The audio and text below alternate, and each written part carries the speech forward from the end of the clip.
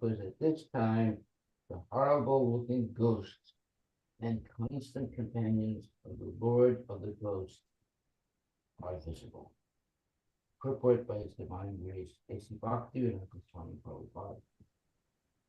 Kashyapa has already told his wife Diti to wait for a while, and now he warns her that failure to consider the particular time will result in punishment from the ghosts and evil spirits who move during this time, along with their master, Lord Rudra. Hare Krishna, Hare Krishna Krishna Krishna, Hare Hare, Hare Ram, Ram Ram, Hare Hare. Maharaj, we did not read the 22. We didn't read 22? Start with the Okay, then we'll start with text 22. Sorry. Even though it is not possible to repay you, I shall satisfy your sex desire immediately for the sake of begetting children. But you must wait for only a few seconds so that others may not reproach you. Reproach means like criticize. The henpecked husband may not be able to repay his wife for all the benefits that he derived from her. But after begetting children by fulfilling sex desire, it is not at all difficult for any husband unless he is thoroughly impotent. This is a very easy task for a husband under normal conditions. In spite of Kashyapa being very eager, he requested her to wait for a few seconds so that others might not reproach him. He explains his position as follows. This particular time is most inauspicious because at this time the horrible-looking ghosts, constant companions of the Lord of the Ghosts, are visible. Kashyapa purport. Kashyapa has already told his wife Diti to wait for a while. Now he warns her that failure to consider the particular time will result in punishment from the ghosts and evil spirits who move during this time along with their master, Lord Rudra. Well, this is very good information for us because there are many unseen things in material nature. We don't see them, but we're affected by them. And now we have a chance to know some of those unseen things, such as the time that is very inauspicious, because ghosts and constant companions of the Lord of the Ghosts, Shiva, are visible. So when we don't understand these things, we don't understand that there's a time for everything, a time to eat, a time to sleep, a time to reproduce, a time to study, a time to work. There's a time for everything. And by reading Bhagavatam, we can learn what those times are and organize our life in a much more, let's say, much more conscious way, where we don't make unwitting mistakes. Wit means like knowledge, and unwitting means ignorance. So most people are unwittingly do things and they have to unnecessarily suffer. They don't understand, they're not educated, maybe they don't want to know, or maybe they're unfortunate, they're not properly educated. But when we do know and still ignore, Vedic knowledge, then we are in a really bad position because there's no excuse for that. So a little knowledge is a dangerous thing. It's a saying in English. So if you only have a little bit of knowledge, one might get puffed up by it, but not understand what is real application of that knowledge. And therefore they can make many mistakes. So there is a time for trying to have a child, and there is a preparation for that. And if we ignore these facts, then we will not get a good child. It all depends on the consciousness of the parents at the moment of conception. And also, we can see it also depends on the time uh, of the day that such attempt should be, such a desire should be attempted. So, uh, this particular time is inauspicious. So, uh, he's telling his wife, because at this time the horrible looking ghosts and constant companions of the Lord of the ghosts are visible. So Kashyapa knows a lot. He's a highly educated person, and he tells his wife. Kashyapa has already told his wife Titi to wait for a while. And now he warns her that failure to consider a particular time will result in punishment from the ghosts and evil spirits who move during this time along with their master Rudra, Lord Rudra. So the time he's talking about is when the sun is starting to go down. So they call it dusk. And at those type of times, one should be chanting Hare Krishna, engaging in spiritual activities, not engaging in sex. And it says this particular time is most inauspicious because at this time the horrible looking ghosts and constant companions of the Lord of the Ghosts are visible. Well, do we know this? I didn't know this before. And so now once you know it and you don't follow it, that they have no excuse at all for all the suffering one may have. But Hare Krishna, if you know this and you follow it, then you avoid a lot of trouble. Now, most people don't know this, that this particular time is talking about when the sun is beginning to go down, and darkness is going to happen soon. That's a time when we should be chanting Hare Krishna, Hare Hare Krishna, Krishna, Krishna Krishna, Hare Hare, Hare Hare Rama, Hare Rama, Rama Rama, Hare Hare. Because at this time, the horrible looking ghosts and constant companions of the Lord of the ghosts are visible. Well, I don't know. Have you ever seen? I don't think any of us have seen Lord, Rudra or Shiva on his on what was his Nandi traveling through the sky, but we can understand it because it's being explained here in the Srimad Bhagavatam.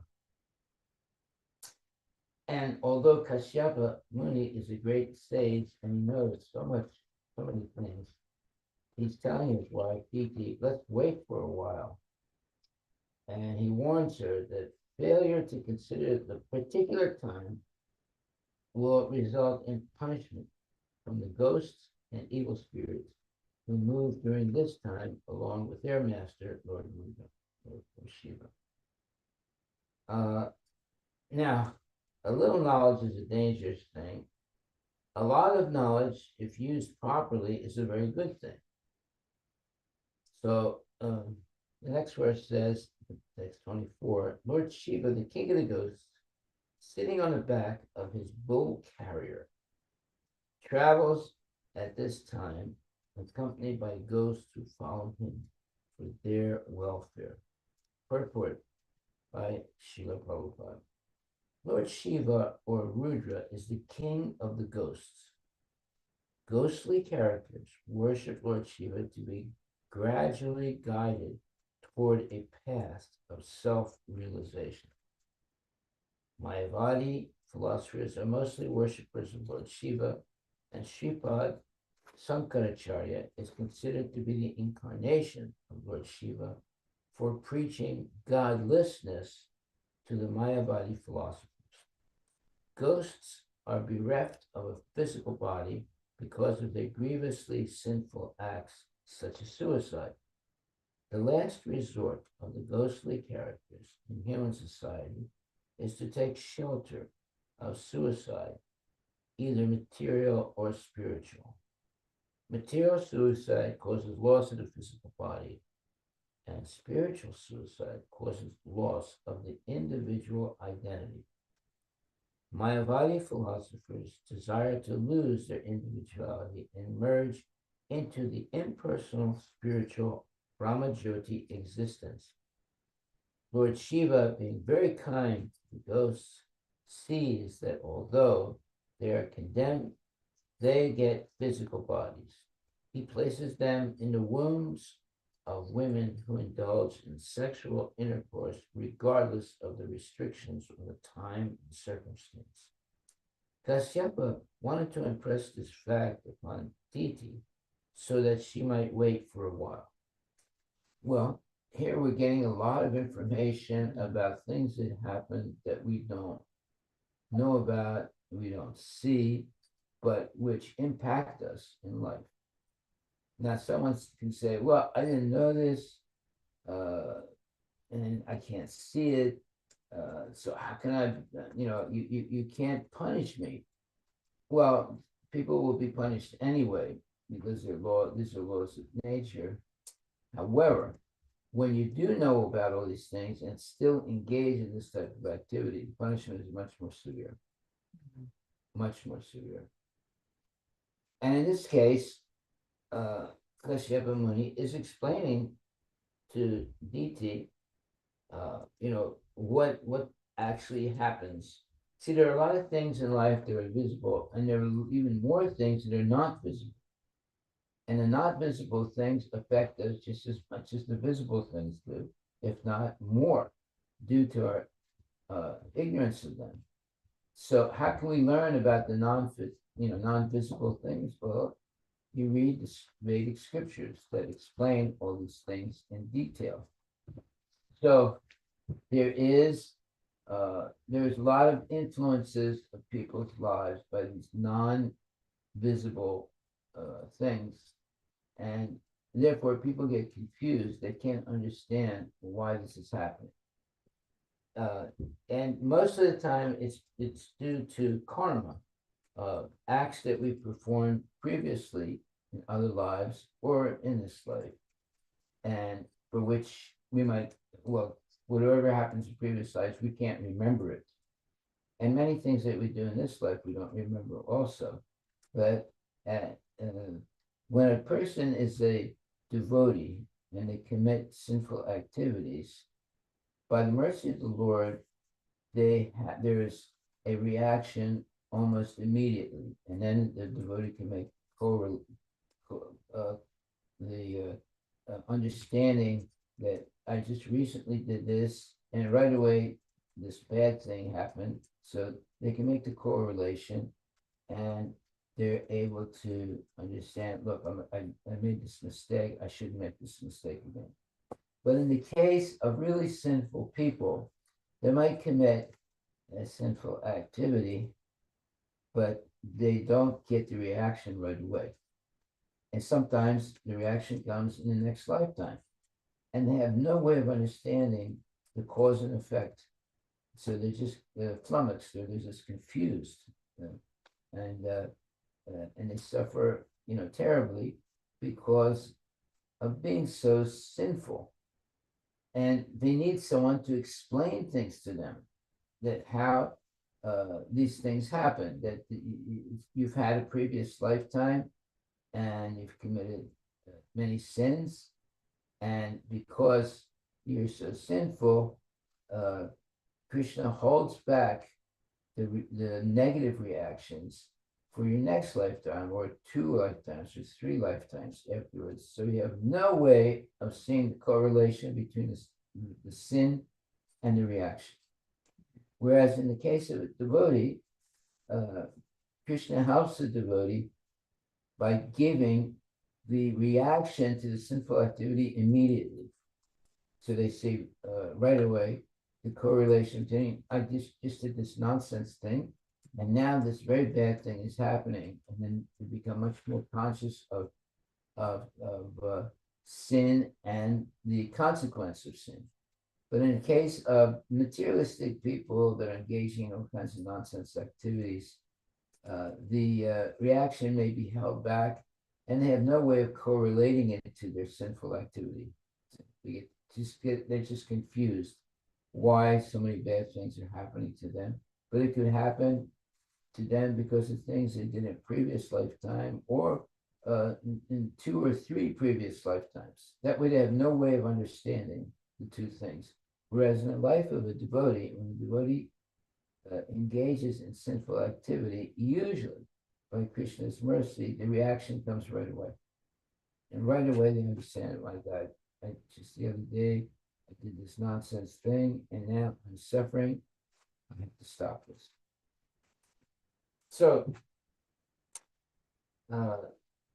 this particular time is most inauspicious because at this time, the horrible looking ghosts and constant companions of the Lord of the Ghosts are visible. And so there are ghosts. Some people think, oh, you only see this in the movies, but there's no such thing as ghosts. No, there are ghosts. Ghosts are people who have committed suicide.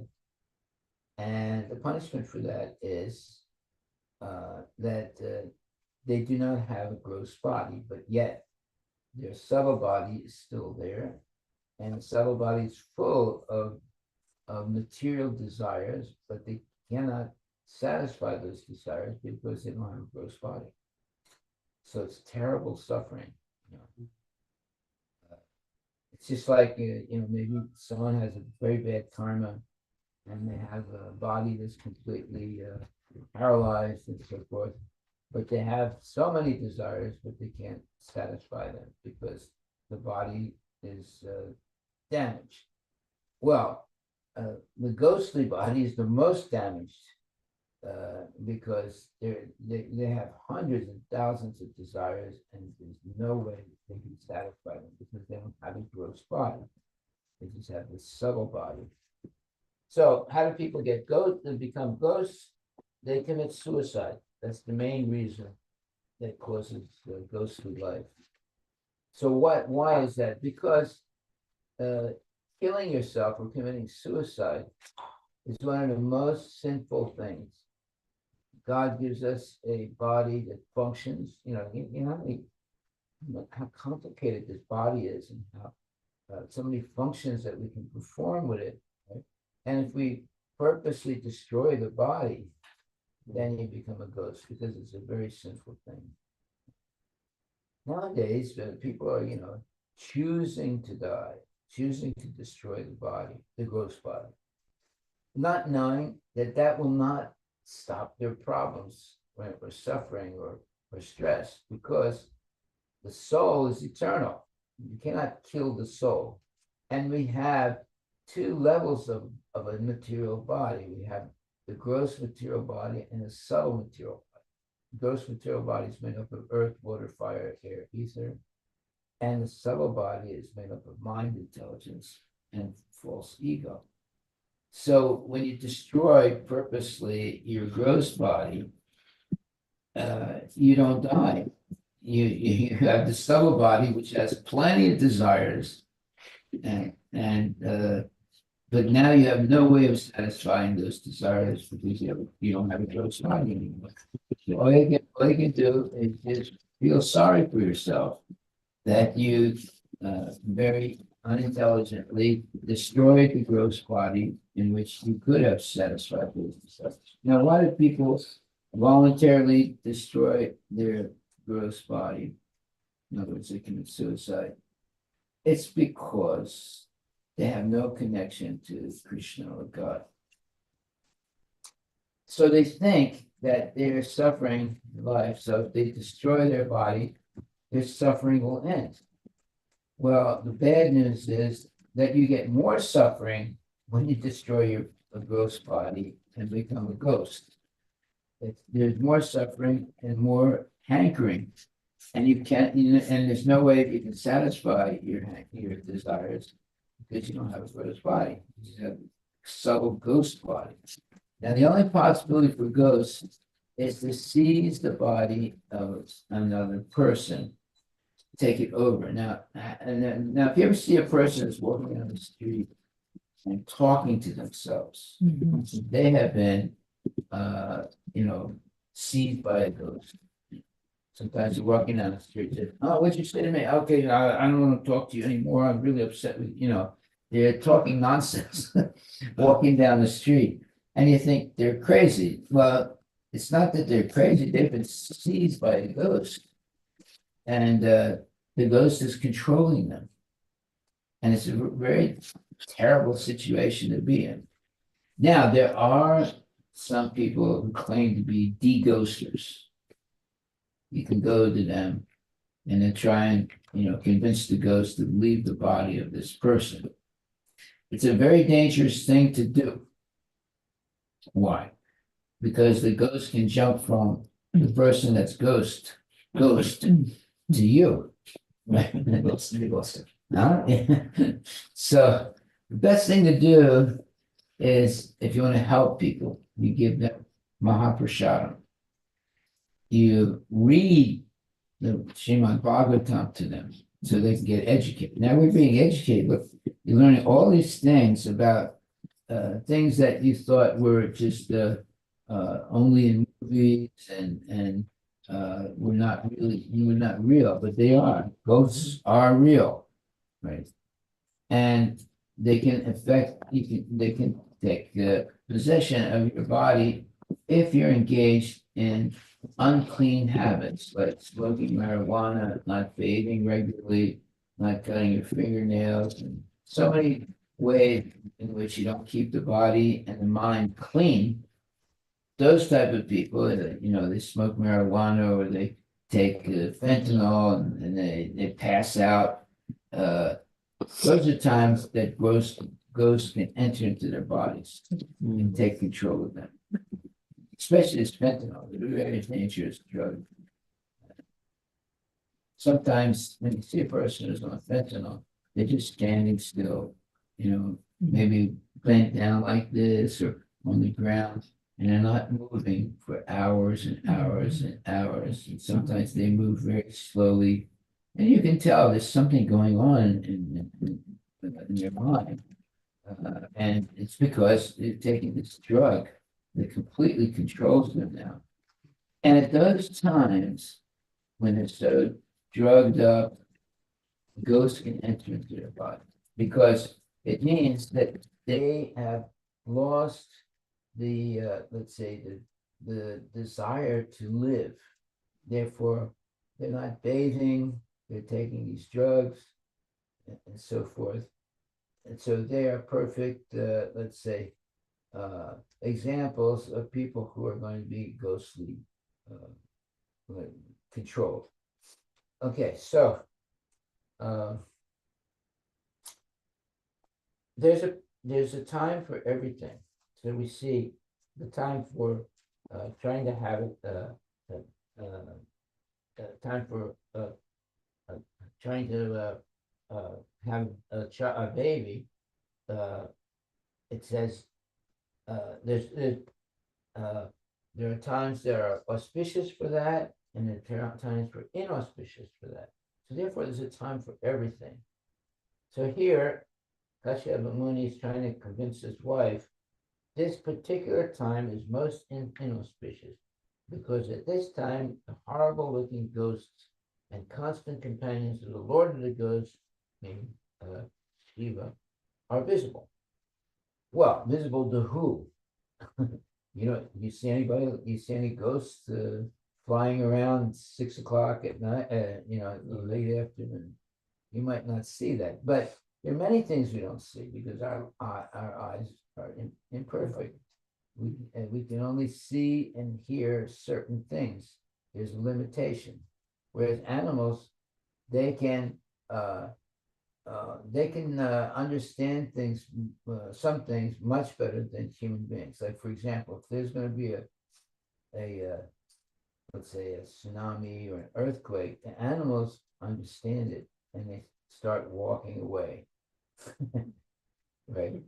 Because they know this is going to happen. They have a way of knowing. Um, but human beings, they don't have that same ability the animals have, and it's normal. Human beings are limited in our seeing and hearing and so forth. Like an eagle can see 2 miles away a prey that they want to eat 2 miles away. It's amazing their ability to see things, and that we don't have that type of seeing ability.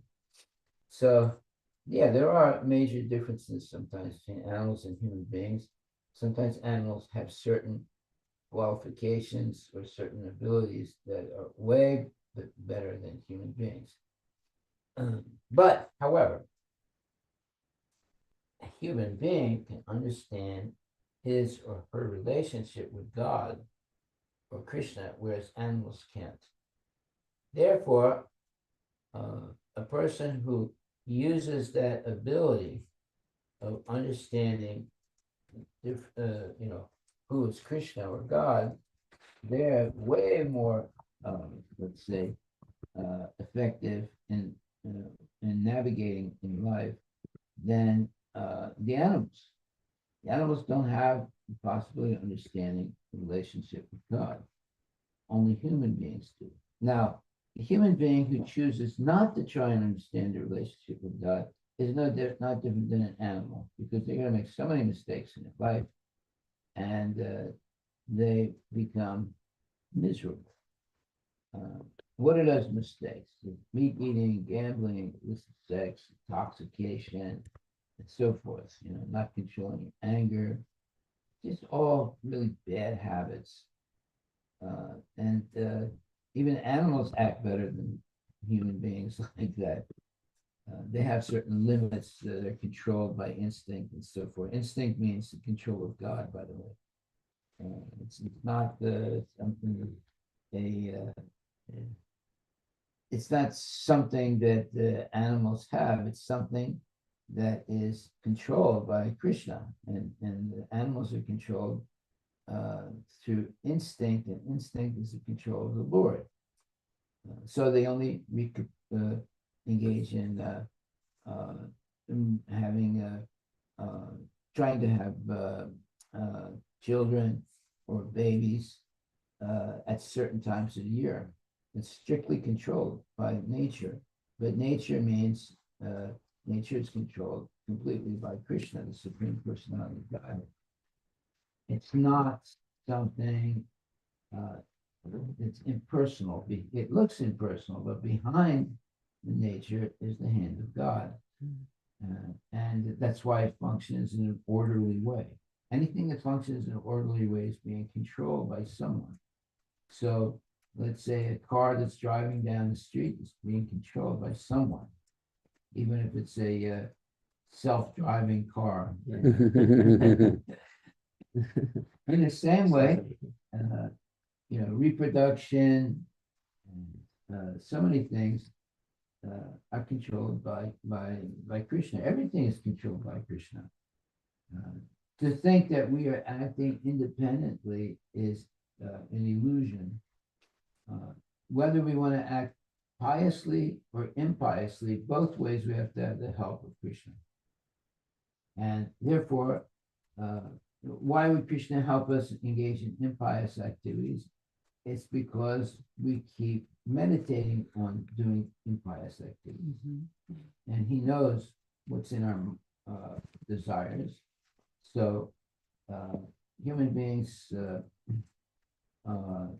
they have desires, and if they insist on desiring, let's say, self-destructive things or bad things, eventually Krishna helps them.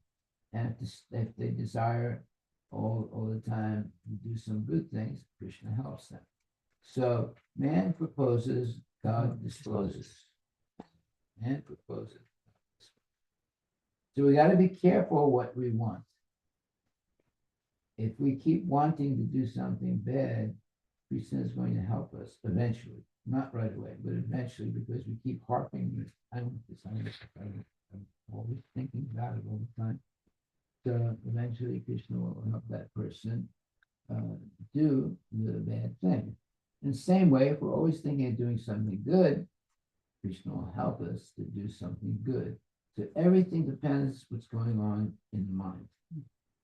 The mind, we live more in the mind than in the, let's say, gross body. Mind is a subtle body, and the gross body is, earth, water, fire, air, ether. So we live mostly in the mind. And if we cannot control the minds, then we're in big trouble. So therefore, in this age called Kali Yuga, the best way to control the mind is to chant the Hare Krishna Mahamantra. Hare Krishna. Krishna Krishna Hare Hare Hare Rama, Hare Rama Ram Rama Ram, Rama Hare Hare. These are the names of God. And God is in our heart as the Paramatma, the super soul. And when when he sees that we're taking an interest in him by chanting his holy name, he becomes very pleased, very happy. And he helps us to achieve our goal. What is the goal of chanting Hare Krishna? It's to see God, and it's to get the mercy of God, and to act according to the desires of God. I mean, we have material desires that gets us in trouble. But if we desire to please God, we get out of trouble, and he takes care of us then. He protects us, gives us knowledge by which we make the right decisions, and so forth. So that's the best insurance policy. I mean, you can buy insurance policies, That's this team car, start separating. whatever. So But the best insurance policy the is aspect. to surrender to Krishna That sense, I'll and share a little always bit follow as his practicing instructions. that. Hopefully by That way, we'll avoid almost all the problems of life. PM. But And even if we do have Matt, some bad karma from previous lifetime, One more Krishna thing to observe, diminishes its it's effects on us, great. and we don't really suffer as much as we Yeah, should. So yes. we have a severe karmic reaction. the good news uh, is we should have Krishna can, the good news.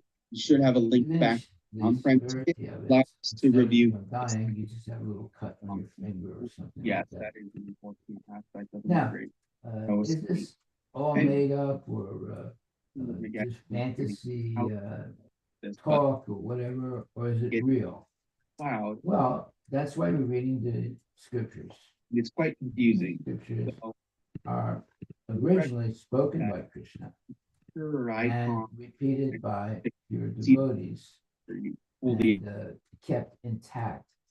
So we can validate or ignore statements by reading the scriptures.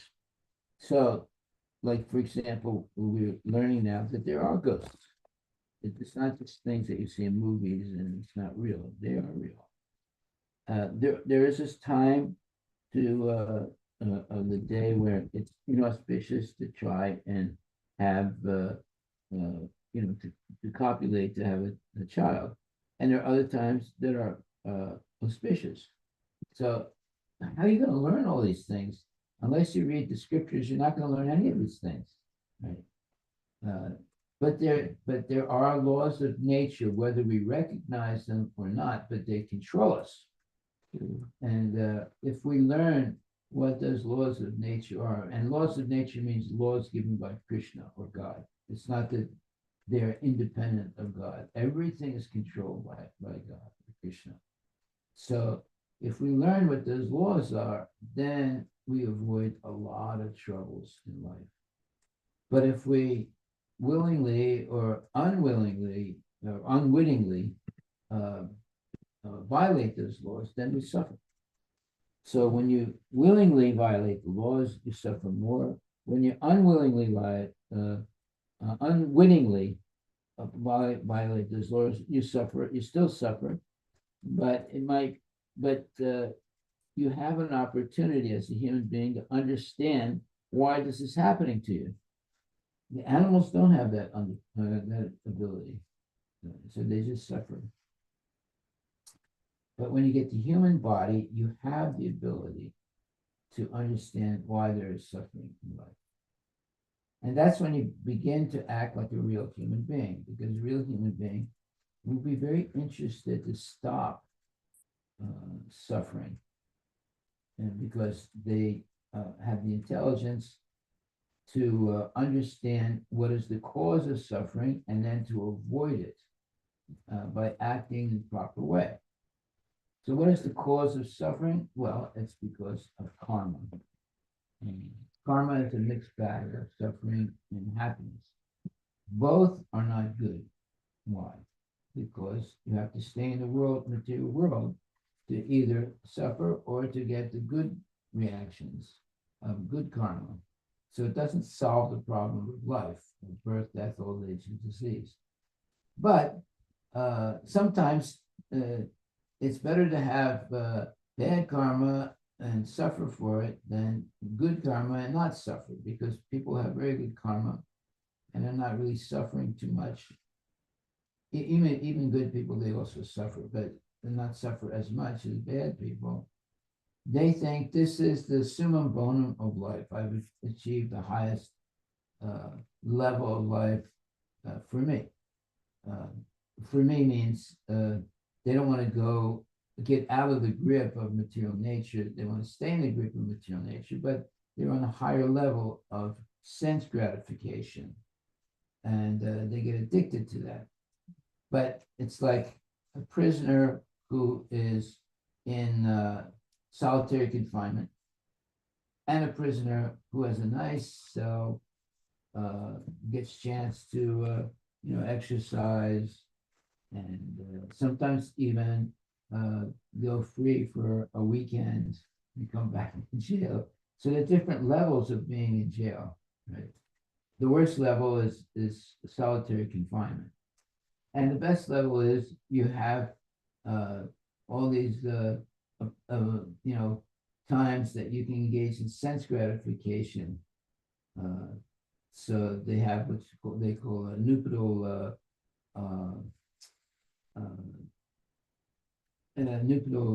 engagement, either in the jail or outside the jail, where you go for a weekend with your wife or your girlfriend, and then you have to come back again Monday morning at a certain time. There's all different, interesting things that are going on in this world. But you're still in jail. That's the whole point.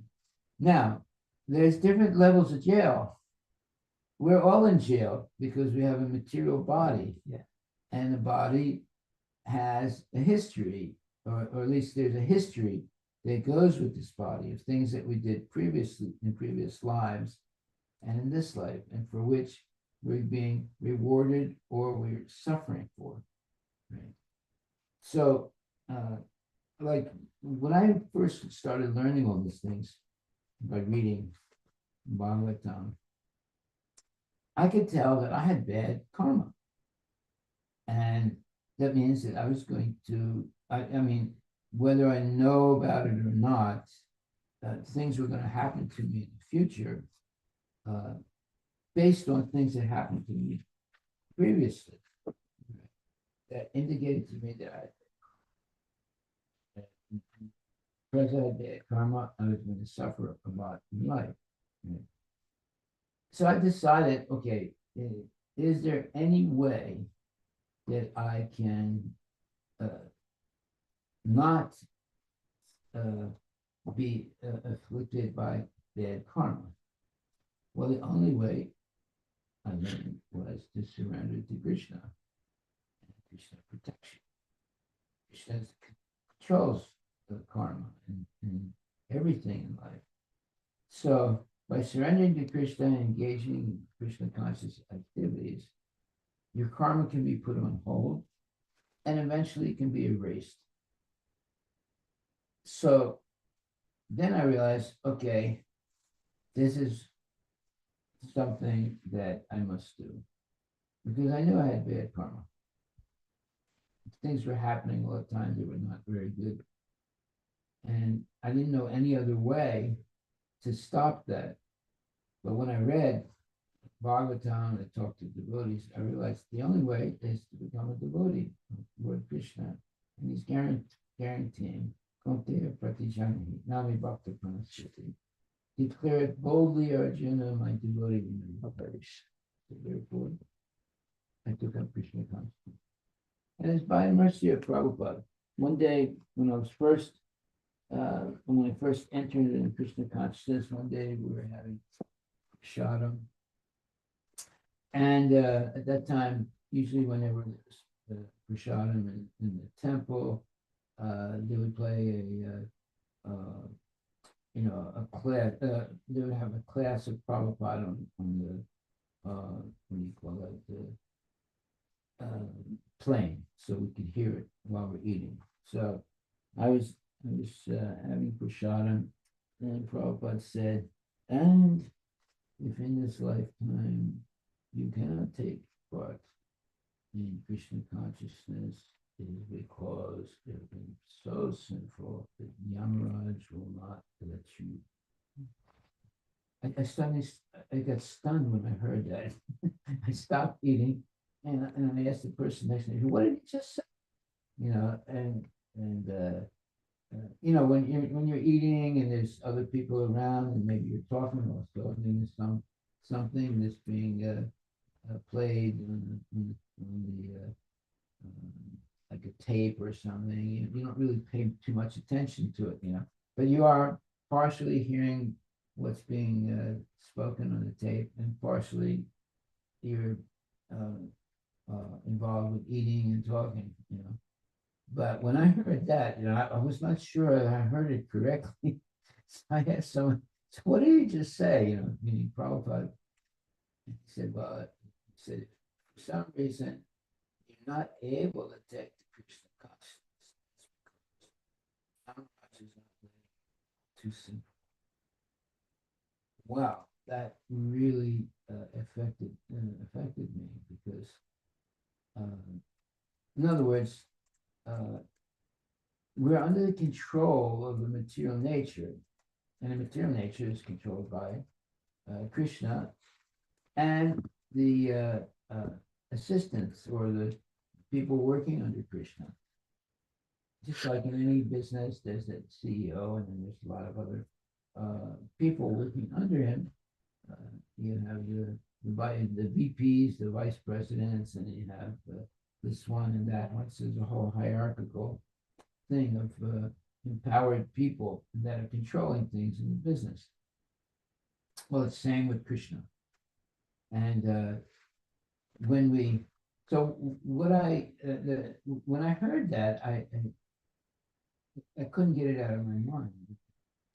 What he said was, and if you cannot take part in Krishna consciousness, it means that you have been so sinful that Yamaraj is not letting you. Whoa, that was a really like a defining moment in my life when I heard that, And I had to ask the person next to me, "What did you just say?" Because we were eating prashadam and people were talking, so I wanted to make sure I heard it correctly. So we have to understand that there are, let's say, supernatural forces controlling us. And if we ignore them, we just suffer like an animal without any knowledge. Animals suffer a lot. They don't have any knowledge. So human beings suffer a lot too, but they have the ability to understand why they're suffering and then to avoid it by acting properly. So the acting properly means you become a devotee of the Lord and engage only in spiritual activities. Now somebody might say, "Well, how can you only engage in spiritual activities in this world? You have to also work, you have to do this, you have to do that." Yeah, but there's such a thing called dovetail. What is it? Dovetailing means that you learn how to offer the result of all your work to Krishna. Now you've dovetailed your work, your, all different activities into Krishna consciousness. So someone would say, well, how do you do that? Well, you come to the temple, you listen to classes, you ask questions, and you get answers. How to dovetail everything you do into Krishna consciousness. Dovetail means oftentimes, previously, and even sometimes today, it's a way of connecting two pieces of wood together to make, let's say, some furniture or something where there's no nails and no glue. It's called dovetailing. You have a female and a male, connection, and it goes together perfectly and holds together, and you can make furniture like that and do a whole bunch of things like that. Dovetail. So we can also dovetail all our activities into Krishna consciousness. It just requires some knowledge, and that knowledge we get by reading the scriptures and hearing the scriptures spoken by genuine devotees. If you just read the scriptures, you will not really understand everything. Beginning with some words that you don't understand, and the real, let's say, meaning of the words. So you can read a book. Let's say you read a book in 2 or 3 days. Speaking honestly, how much do you remember that book? Well, you might remember some of it 1 day later or 2 days later, but when you get to 1 month later, 1 year later, you don't hardly remember anything. It might be a few things, but very little. So it's very important in spiritual life to hear from genuine devotees knowledge of Krishna consciousness. You have a much better chance of remembering things by hearing it. And of course, you can take notes. But just reading it, and nowadays you have these speed readers. Right? Yeah. Pretend as if they understand everything, but just moving their finger real quickly over the text. They're so-called speed readers, but they don't really understand that much. So it's very important that we hear the Vedic knowledge spoken by genuine devotees. Then we have a chance to ask questions also. If there's something we don't understand, we ask a question. And by question and answers, you learn much more than simply listening. Listening is important. Shravan, very important. Listen. But you have a right to ask questions also. And this way, you get a much more deeper understanding of what's being said in the holy books or the spiritual books. And that's why when you have a class and you have a teacher, and if you never ask any questions, then there's a good chance you're not really paying good attention. Because when you're asking questions, it means that you're acknowledging there's some things I think I don't understand properly. So I want to ask the teacher what this means. And the teacher is happy to, most real teachers are happy to get serious questions. But that way they can tell that the student was listening to the class, and therefore they have a question. Whereas, in the class where the teacher said, well, are there any questions? Silence. No hands go up. That means that they were not really listening carefully. They were just thinking about when's class going to be over so I can go down and have lunch or something. So it's important to ask questions. And if you see scriptures, most of the are questions and answers. Arjuna is asking some questions.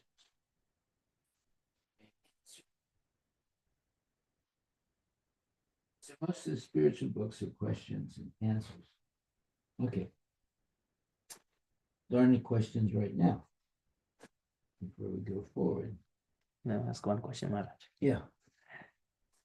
So is intoxication or unregulated sex a slow process of suicide? A what? A slow process process of suicide. Well, let's put it like this. It's a quick process of self-destruction. Right. Self-destructive activities, unfortunately, exist, and they're usually engaged in by people who have bad habits. They're self-destructive, and they usually don't believe in God. So the more things that they're not doing correctly increases the speed of destruction. And the less things that they do incorrectly, well, they have more ability to live and learn. But if you do many, many things incorrectly, you basically shorten your lifespan because you're making so many mistakes. Just like, you hear, oh, so died of an overdose. Well, what does that mean? That means they were taking a drug that they overdosed. They made a mistake and they killed themselves. You see, and that's happening every day in this country. People are taking drugs, and a lot of times they overdose. They make mistakes. They take too much of a drug, and they die. So it's better to not associate with people that take drugs, and there are what you would call low class drugs and high class drugs. The high class drugs are legit. You can buy them. You get a prescription. You can get them, and then the low class drugs, you don't get a prescription for it, but you can buy it in the street, right? And they're both dangerous. They're both not good for your health. But sometimes people think that the high class drugs are better than the low class drugs. That's like when you're walking down the street, you see some dog poop on the street, and you look at it and you say, well, the top part is dry and the bottom part is wet. So that the top part of the stool is better than the bottom part of the stool.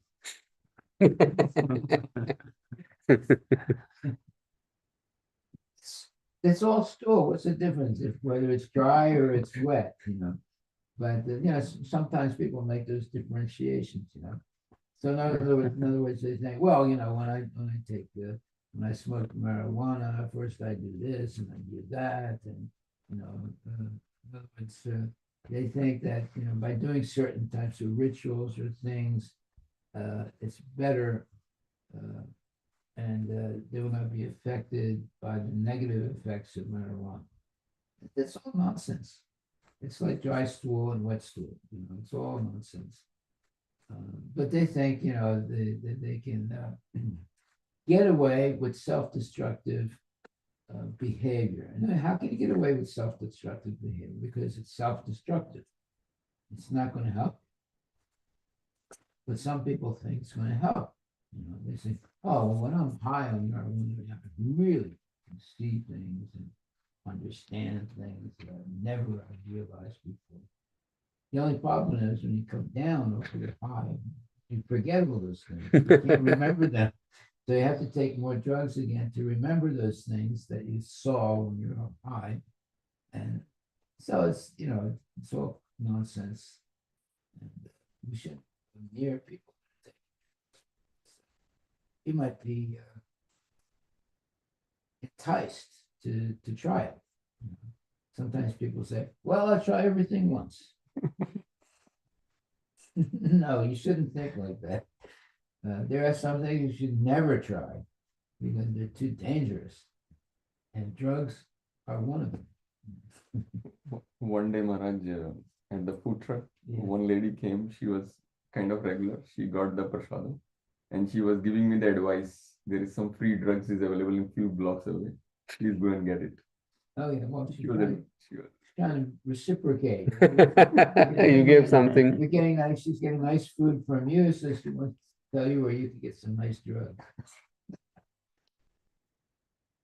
Well, at least, she thought she was trying to do a good thing. Good. you know. Okay, At work also, Maharaj, like our skip level managers, when they chat, they say the way they communicate is there is a reason why I'm a drunk.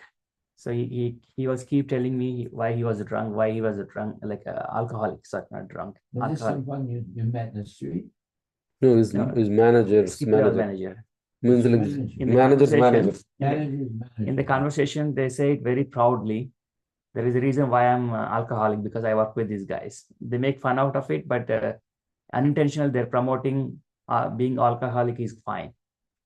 Well, if he's a CEO or something like that, someone might think, well, he's the CEO, he has this big position, and making a lot more money. Maybe I should also Become take up his alcoholic. bad habits, so I can also advance. Right? And also, these managers, like, they also cross privacy. Maharaj, there is like they say, oh, they're being very friendly, and then go and touch the opposite genders, put hands on the opposite, like even they who are working for them.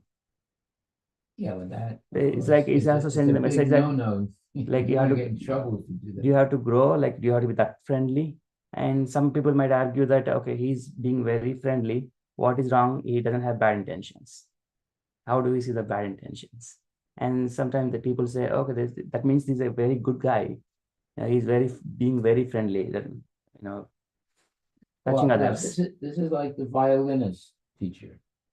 The violinist teacher is helping this female student, learn how to hold the bow, right? And he's like right next to her neck, and he said, "Well, I have to do this." And all of a sudden, he starts kissing her neck. It went from being teacher to being molester because of the intimacy. Right? Yeah. So you have to be very careful if you're a violin teacher, not to go beyond a certain level of interaction, because usually they're alone, right? There's the teacher and the student, and like for example, there was this one sannyasi, and he was being hosted by a family. They trusted him, and they asked him to educate their daughter. The daughter was like 10 or 12 years old, something like that. So the sannyasi is sitting next to the daughter, teaching her Bhagavad Gita in the living room. The mother is in the kitchen cooking. The father is, working. And he inappropriately touched the girl. And it happened over a 1-week period. And finally, the girl told the mother, and the mother freaked out. Right? At first, she didn't believe it's possible because the devotee was such a exalted devotee that she couldn't believe they would ever do anything like that. But the daughter insisted that he's inappropriately touching me. Finally,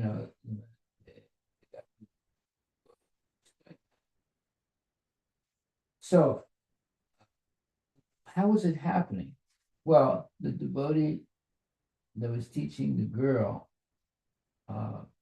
was alone with her in one room of the house, and the mother's cooking in the kitchen. So those type of situations, which could end up, he said, she said, are very dangerous.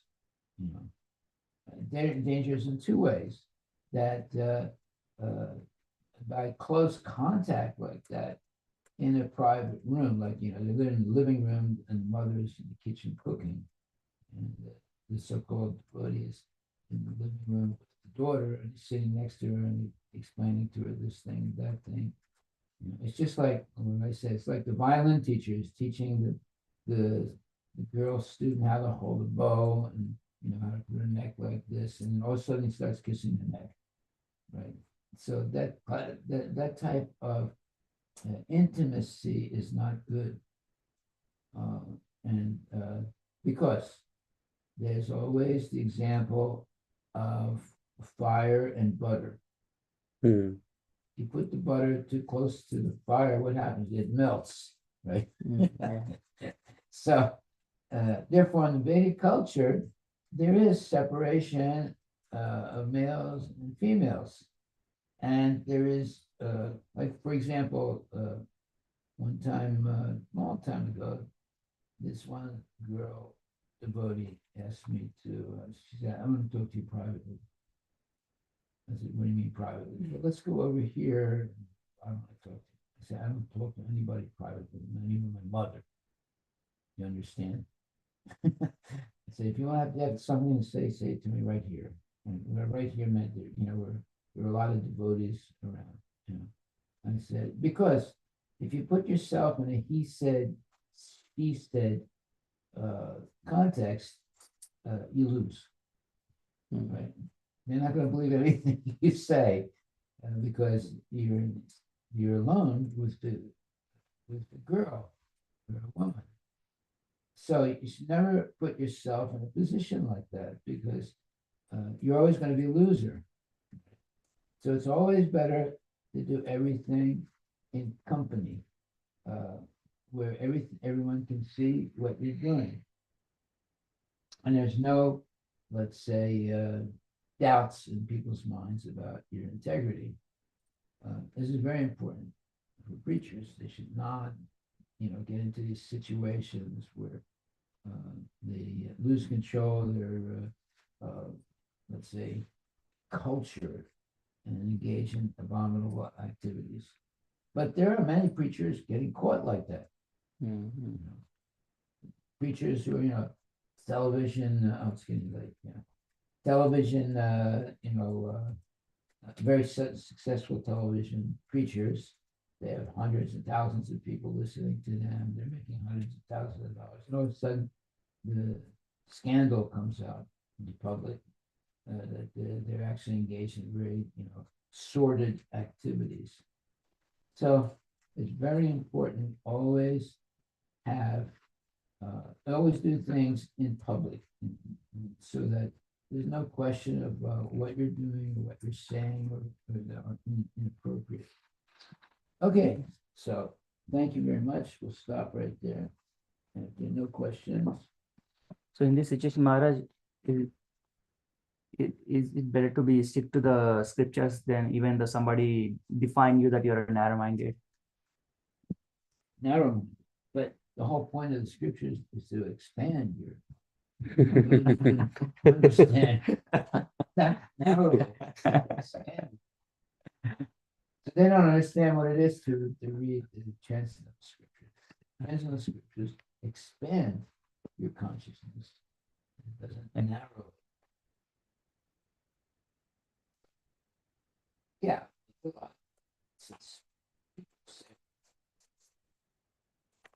Until they are caught, Right.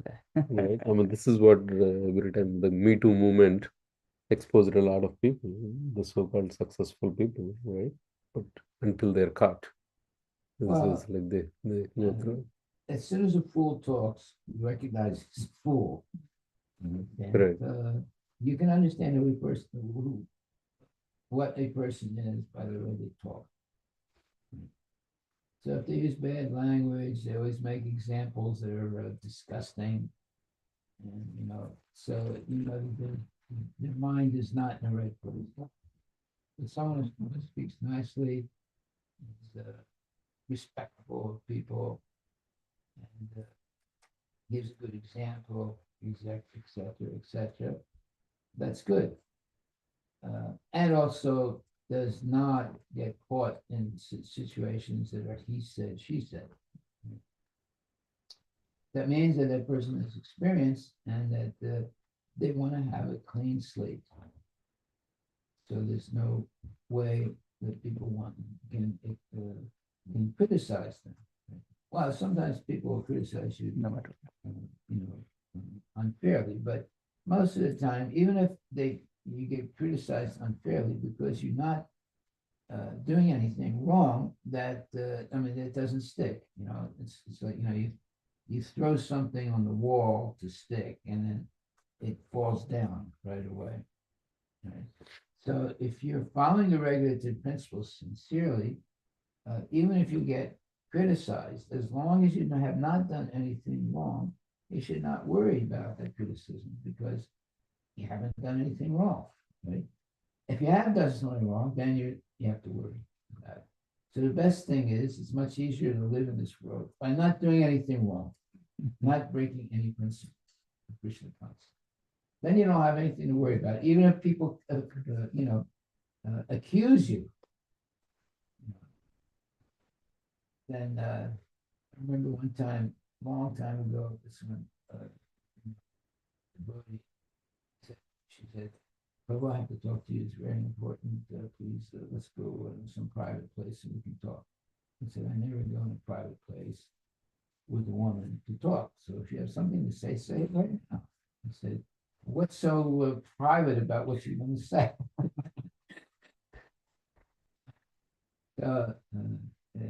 She actually, she was trying to get me in the place where, anyway, she did say, what the private thing was. She said, "I'm in love with you and I would like to have sex with you." Openly, she said that. I said, "Well," I said, "I'm married and I'm happily married and I'm not interested at all." So why did she say that to me? Because there was a leader at that time of she was a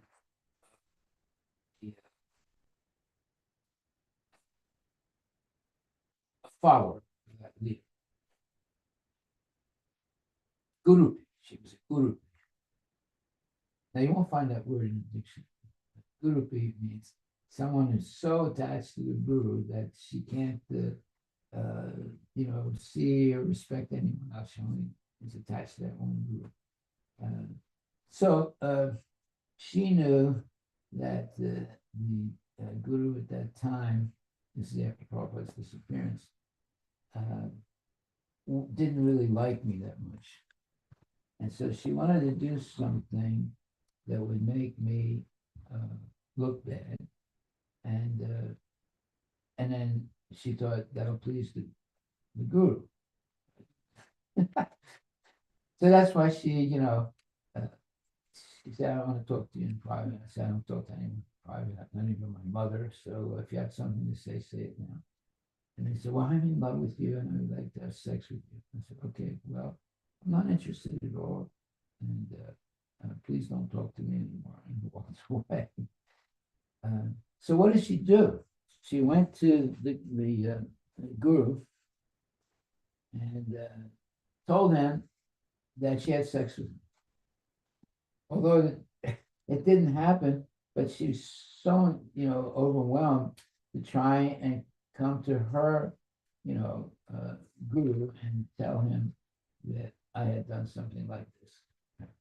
So then I was called in to the office, right? And there was a couple of devotees in there. They were looking very grim at me. I said, "So what's up?" He said, "Well, so-and-so said this, said that." I said, "Oh, okay. Well, let so-and-so tell you what time and place it all happened." Right? So they said, "Okay." So a couple of days later, they called me back and they said, "Well, we want to apologize. She just made it up. She eventually told us it was all made up." Thank you very much and goodbye. So these type of things happen sometimes in spiritual, context. Of course, that type of thing is not spiritual, but there are all different reasons why people do nonsense things. The best thing is follow the rules and regulations.